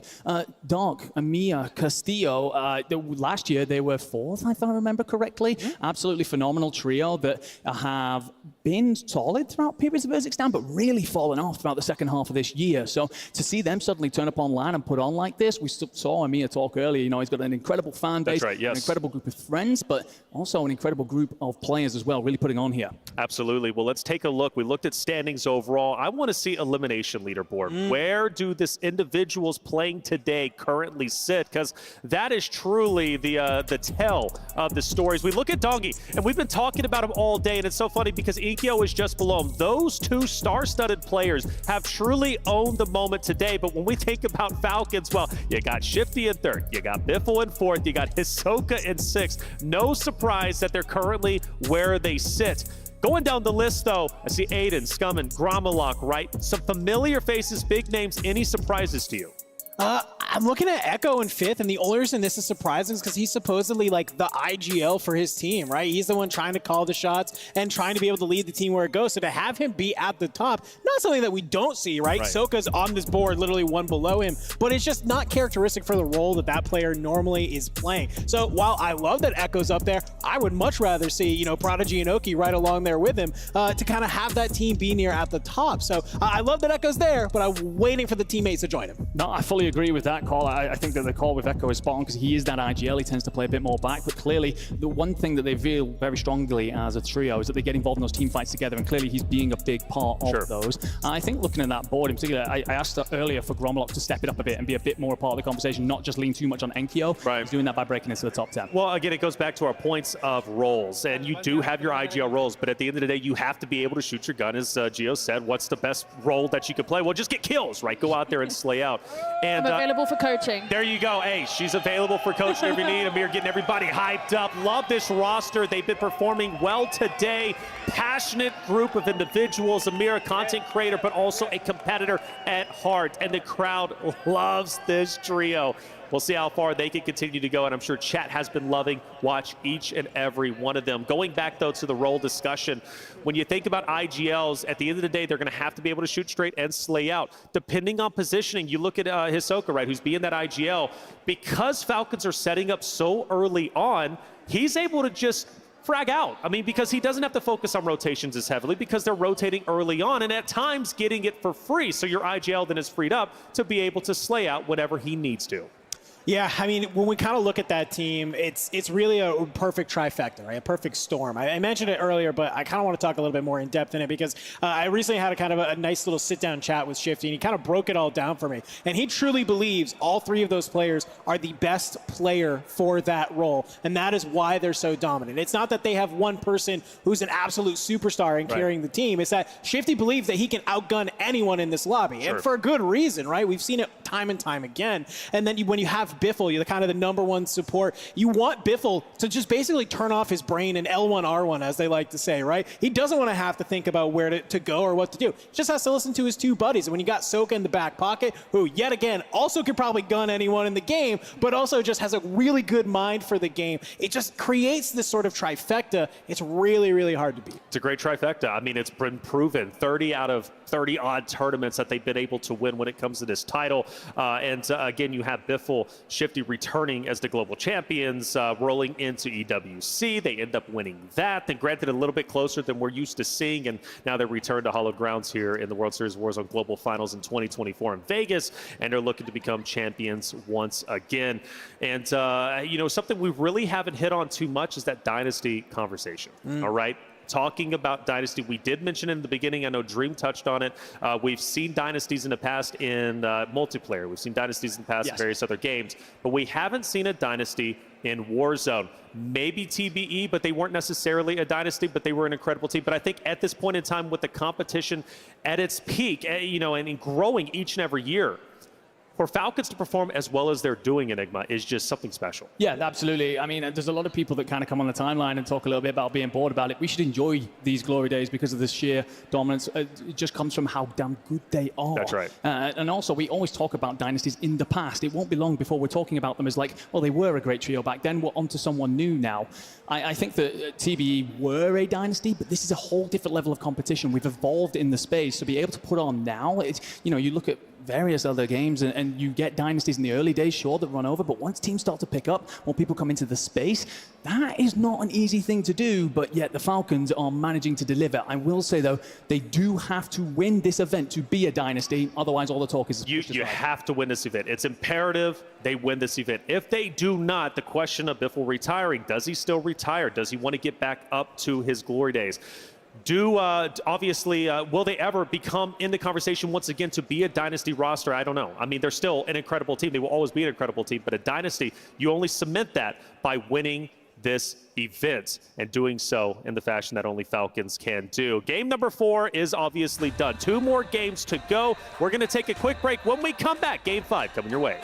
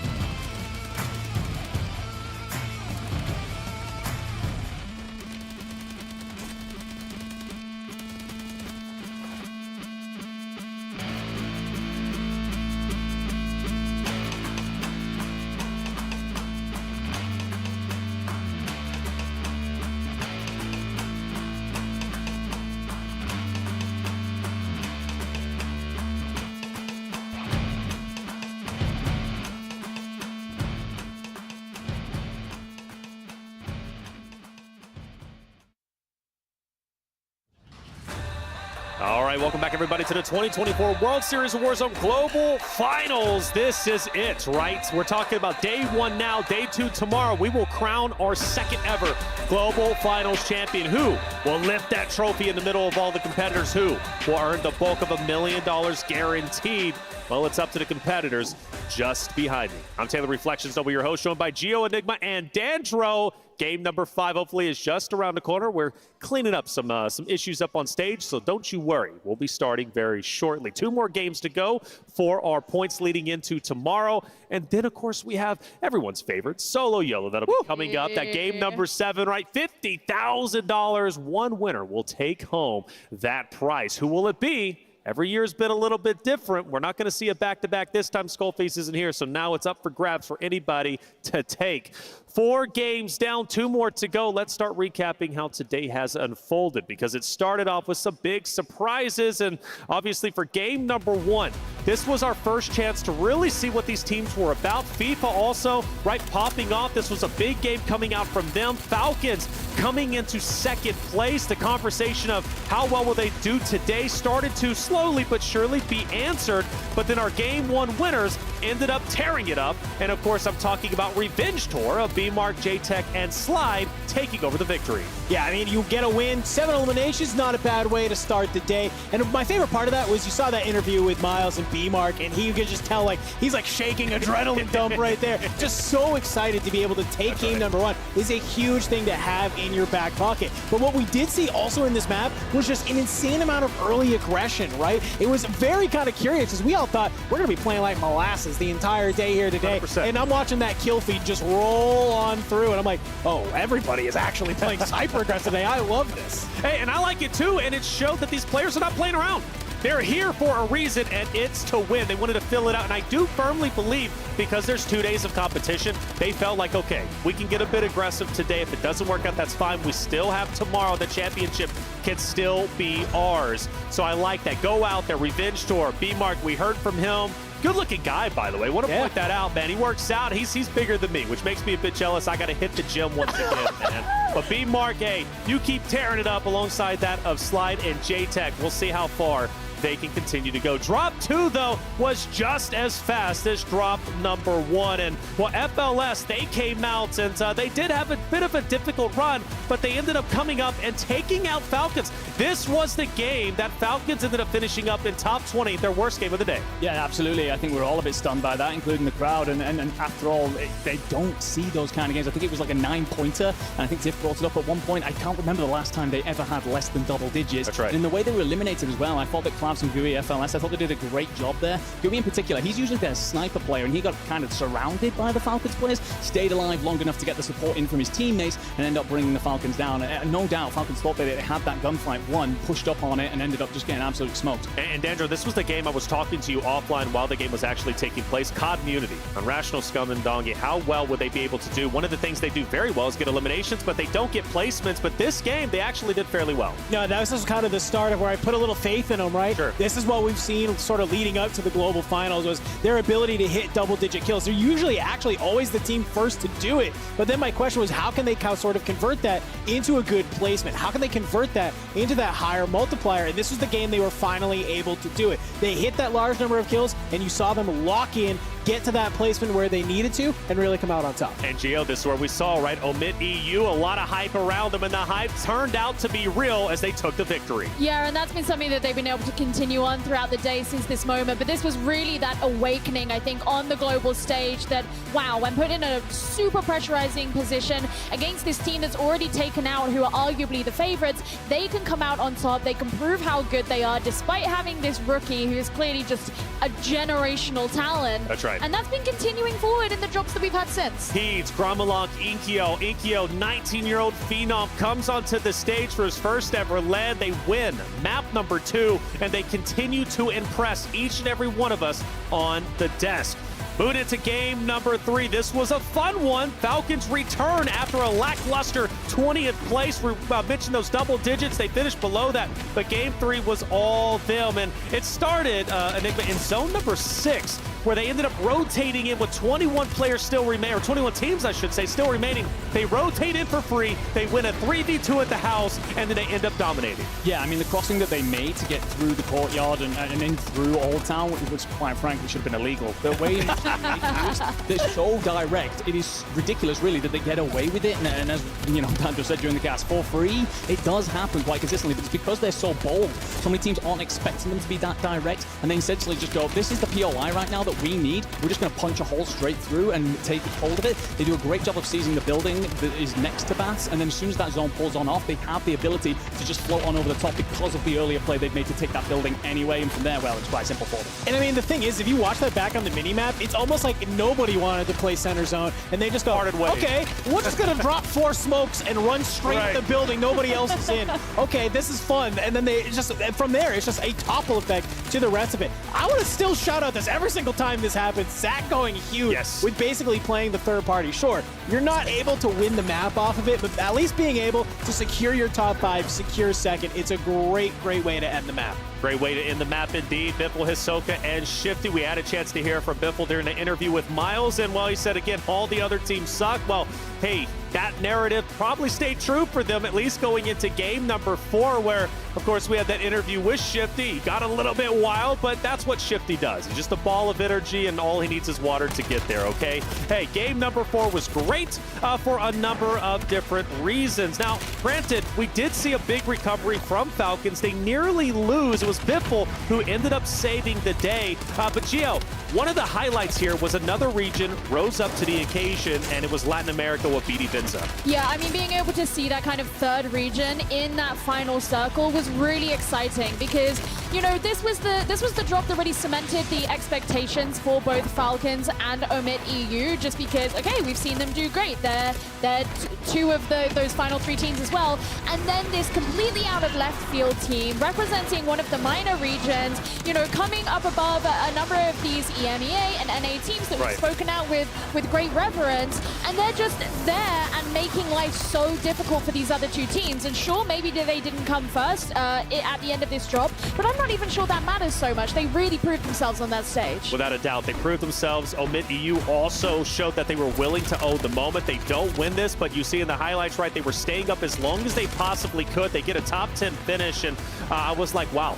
This is a serious team. It's not a fluke. 3 games down, we come back from a big break, and, well, they left off where they pretty much were just before that. Yeah, I think one of the things that was really impressive as well, before we get to all the end zone stuff and the resiliency show there, all the great work that they play around the utility and then the very minor pieces of cover that are available in that zone, quite frankly, there's a patient rotation. I think sometimes they're a bit too kill hungry. They can go chasing, especially when you end up with a zone. Like, you see this sometimes with the Falcons, where if the zone is going to be pop-off, they have to step away from their POI and come back to it. And that's a difficult thing to do because it's so unusual for some of these sides. And this was the exact same thing for Omit EU. However, they do a wonderful job of just slowly picking off those teams that are trying to encroach on what is one of their preferred sides of the map.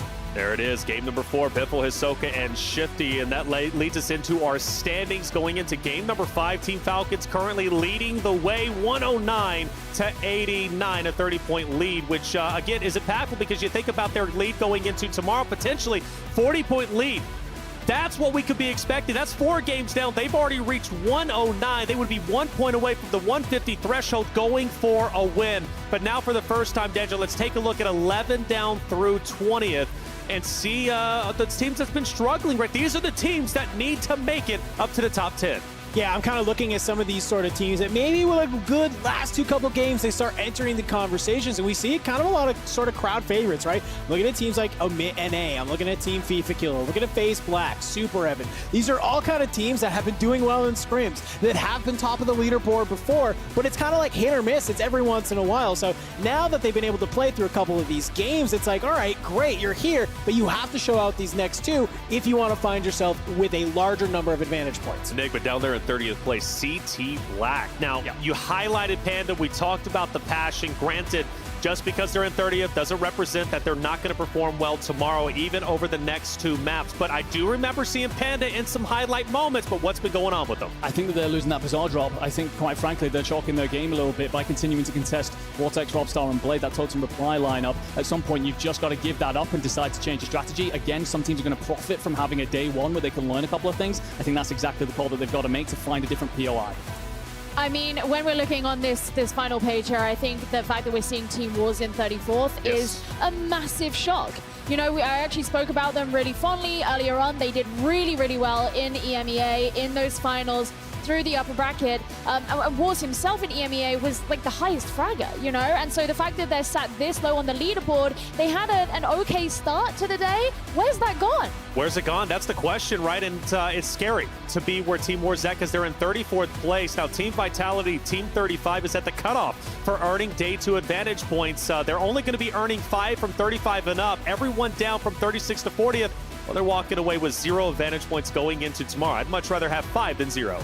And I just got to call it out. I hate to be that guy. I really do, but I also don't because I think we got to talk about it. Team Clapper in 40th with 4 eliminations over 4 maps is a tough scene. I hope the boys can maybe hit some VOD review tonight. I hope you can look at whatever you did here today through the first 4 maps and say, let us please do the complete opposite to maybe find some success. It's a good team, and that's the only reason I say that, right? I know Enigma loves talking about them, and we've seen them as at places like the Esports World Cup, and it's just a little bit odd to see them so low, but also with just not a ton of eliminations. Yeah, I think that low kill output is something that we could criticize them on throughout the World Series this year, but also I just don't like their landing spot. They're going in through Levin Resort, and quite frankly, that is a terrible place to try and rotate on out of. Not only difficult if anyone decides to contest you because it's basically layer cake action and you're basically 50-50ing that whole thing, but there's a reason that NQ and Co love to play up around Kotovo blocks if you end up with that northwestern side pull. It's because there's so much open space around there that everyone basically a sitting duck. They're putting themselves in that spot at the start of every single map. So I think that if they're going to do anything, they've been solid when it comes to VOD review in the past. We've seen them make changes. I think that is where you've got to make your first one. Well, talking about changes, we did look at the heat map from going from game 3 into game number 4. We did note there was a lot of changes, right? Yeah. And we talked about maybe on that break, teams were thinking about just experimenting, figuring out what works, what doesn't work. And experimentation still has to continue to happen, especially for Clapper and Kogio, because they're at the bottom.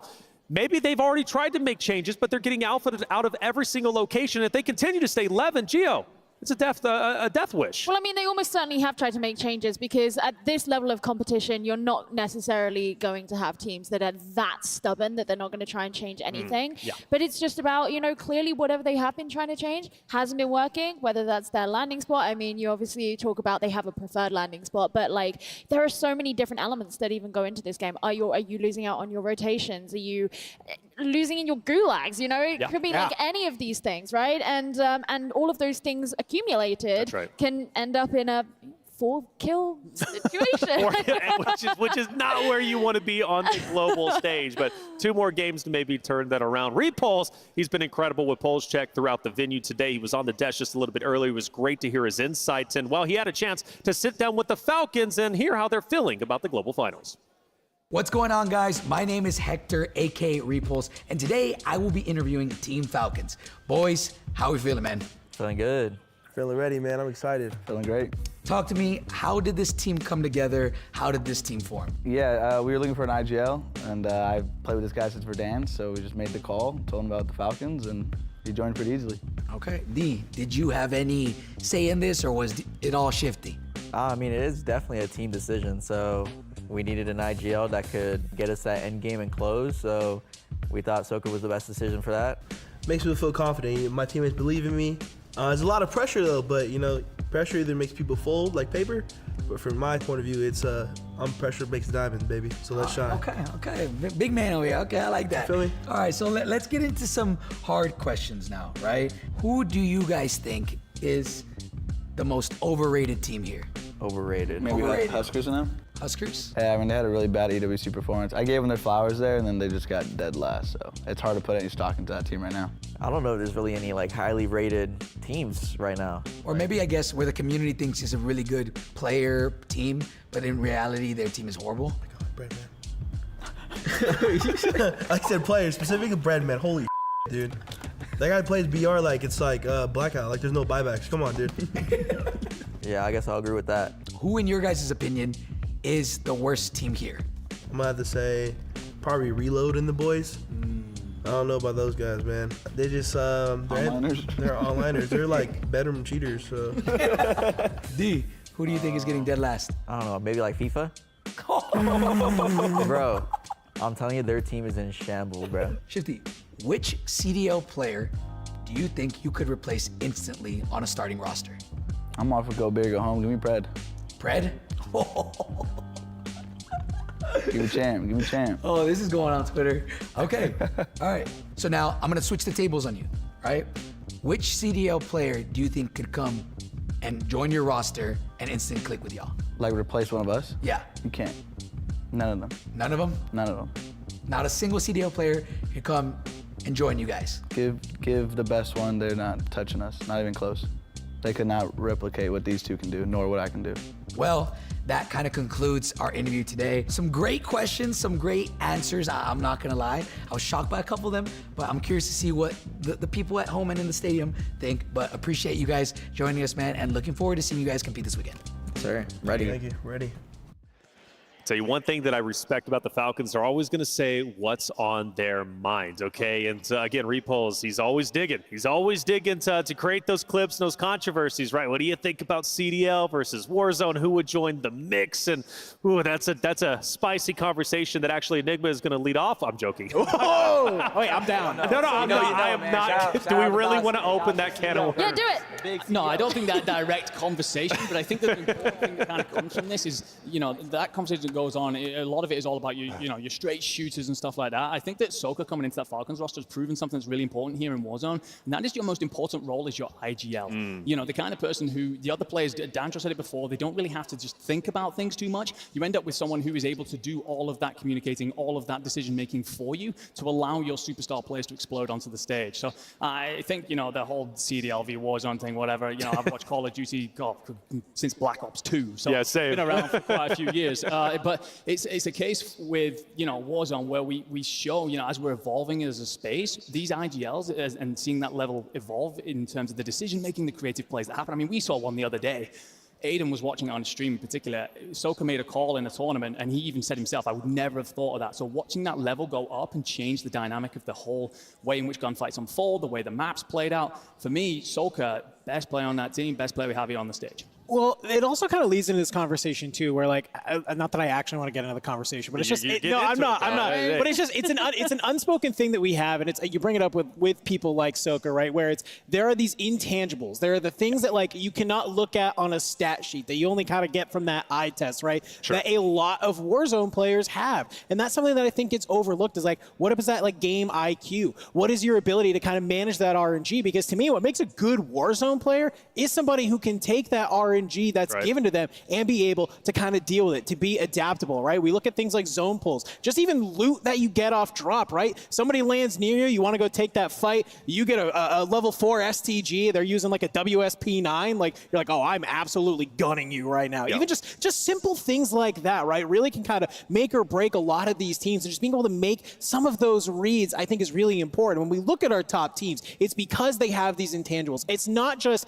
I can gun anybody on the map, and I'm really confident in my gun skill. It's about your ability to read zones and be able to play around there and really kind of lean on those intangibles that you have to come out on top. I think people look at the CDL versus Warzone debate as an all or nothing, okay? Yeah, if a CDL trio, a true trio. Oh, we are getting into it. Well, I guess we are.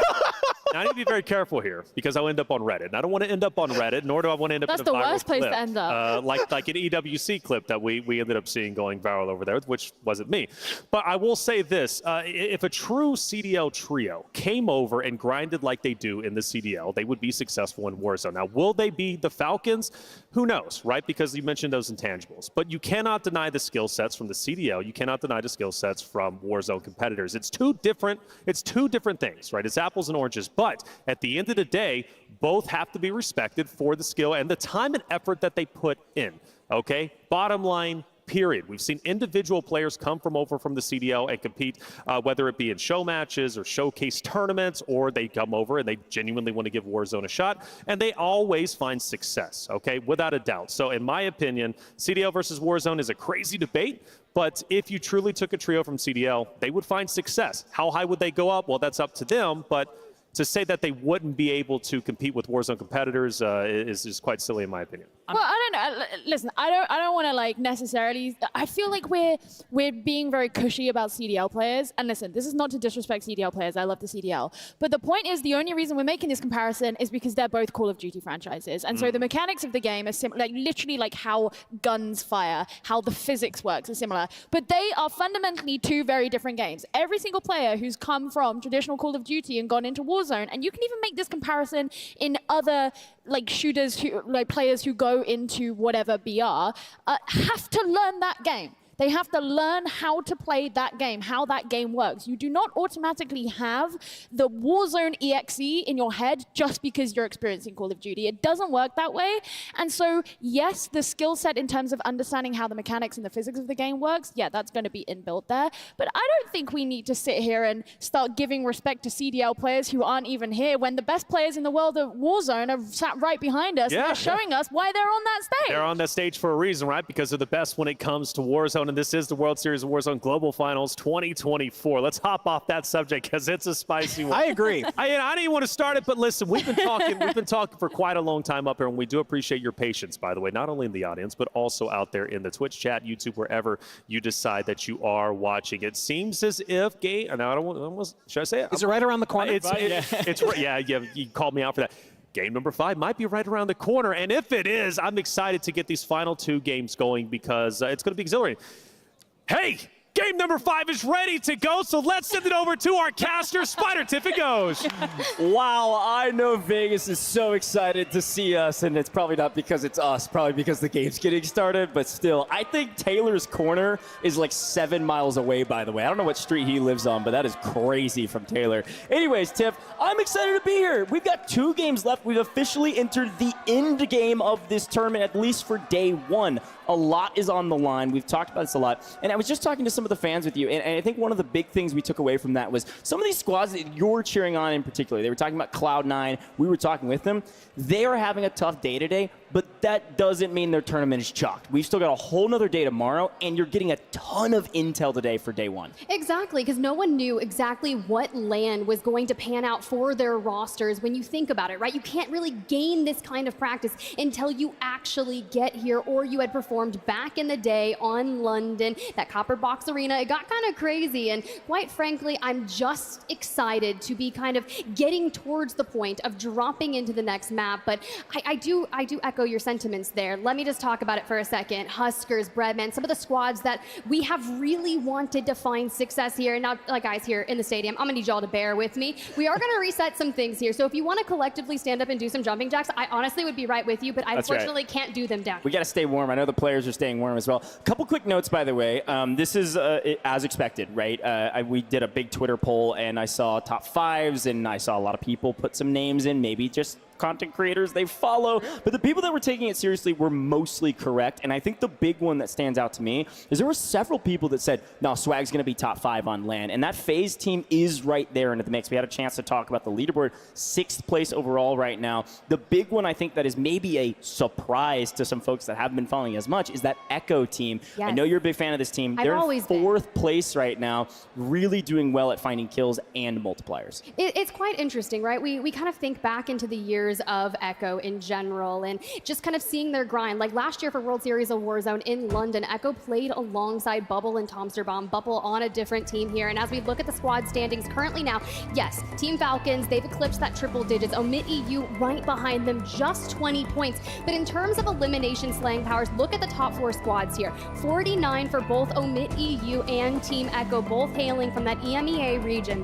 Team Community still in that standings, however, a bit further back. And yeah, you're about 29 points back, but we know that they hold the record for the largest scoring game in that competitive Warzone setting, especially for World Series of Warzone in that format. Now, a team that could have the ability based off that. But think about this, that landing spot that they claimed for themselves over in Zaravan City, a lot of their strong starts started from there. Yeah, and it's a great shot. I think looking at this leaderboard too, it's worth mentioning our placements for the top 2 teams right now. Something worth mentioning about the Falcons, we know it, they just won back-to-back games, but reminder, the very first game, they got 2nd place overall, right? Their placements have been fantastic. They had that drop game in game 2, they got 22nd place, but then Omit EU, they go 4th, 1st, 11th, and 2nd.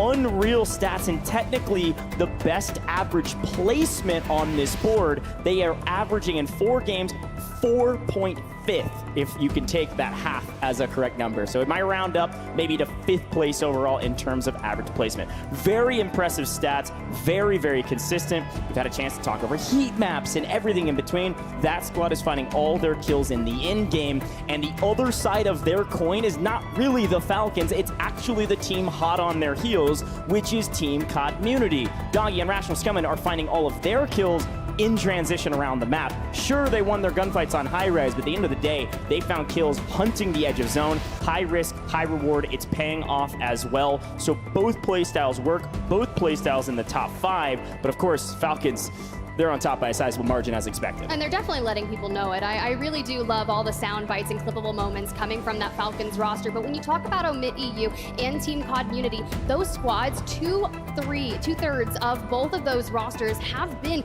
insanely competitive throughout the competition history of World Series of Warzone. I'm thinking 2022, back in Caldera, over in the Europe region, it was Team Azen, Heat, and Gromalok who got second as we start running through some of these highlights. And it just goes to show you that that duo ship, when you add in that young gun of NPO that everyone's been talking about, that is just letting them have such a standout performance. Yeah, it's a great shout. I mean, taking a look at these highlights, like you said, one team that I'm really expecting to turn things around in the last 2 maps is FaZe Black team that's on your screen. There's a lot of chatter around Gabe, a bit unproven, especially on land. There's been moments of greatness from this team over the last several months preparing for this tournament. I think we could see that team be one of the big teams to turn things around tomorrow in particular. I mean, of course, the Falcons, one thing that we've been talking about is their free rotations.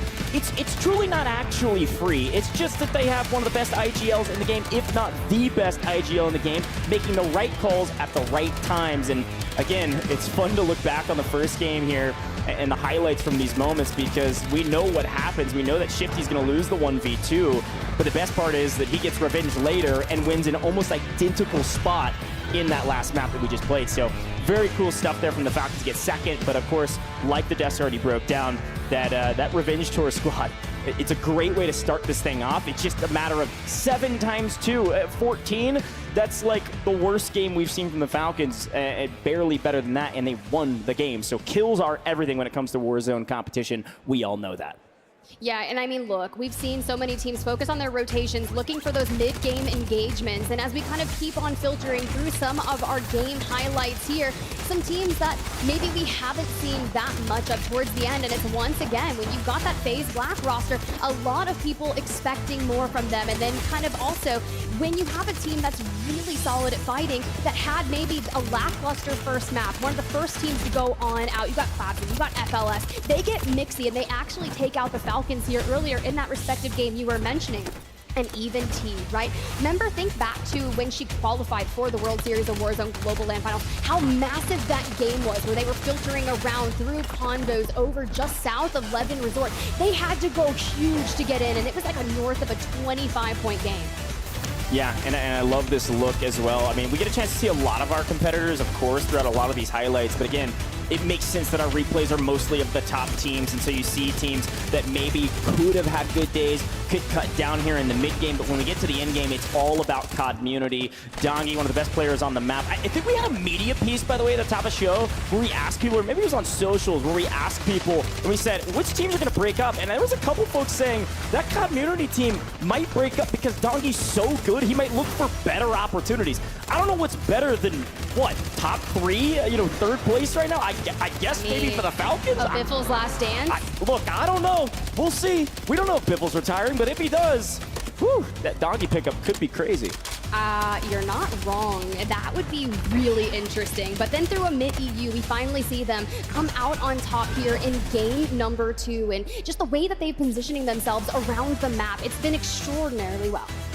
Yeah, it's been really well done, and we're going to take a look at drop 3 as well while we wait. As a reminder, folks, we're not delaying intentionally. We're getting these competitors all squared away. I wanted to talk, so I told them to give me a recess so that make sure I can talk. No, we got to get these players all squared away, make sure it is truly as competitive as humanly possible, because, well, we're playing for $1 million, folks, all right? There's a lot on the line right now, so we're going to make sure it's all squared away. And I think that Zakar team we had a chance to look at, we'll see a little bit more later from them in this map. a great showing in this map that showed us that they are one of the better teams here. They've just got to have better consistency. God, that gulag was so tough to watch from Fredman's POV there. And as we kind of keep on moving on through, Volcom, Resolve, living the best life. But things are so tough in the early game. Some teams, like when you think about ironing out your macro strategy and you study your VOD reviews coming into Las Vegas, a lot of squads, and I personally watched a ton of the Falcons to see exactly what their looting path were looking like and how much cash they can walk out of pop-off power with, and their ability to listen to the IGLs, to understand the shot calling, and put themselves in a god-tier position knowing how to secure it and the perfect timing on it. And Omit EU, they realize also where they need to be for that endgame win conversion, so they challenge for the threat but are not able to unseat the Falcons. Masterful breakdown, Tiff. I love how passionate you are about Warzone. It's been such a fun time casting these games with you, and this was such a fun final moment from the Falcons. They did everything right in this instance. We're able to take high ground and take the victory. The start of the bleeding, I suppose, for our leaderboard. The start of something that is certainly not new if you're a Falcons fan. We're going to take a look at the next map, and we know how this one's going to go. Early, some contested drop spots that it proved very difficult to come out on top for the side of Fluffy, as I'll call them. And we saw Vegas Inferno struggle here as well. They end up taking down Adrian, but unfortunately get cleaned up by Sage and the rest of this team. And we know that because of this wipe, they get sent to the Gulag and are not able to get out of it. As such, the first team that are eliminated in this lobby.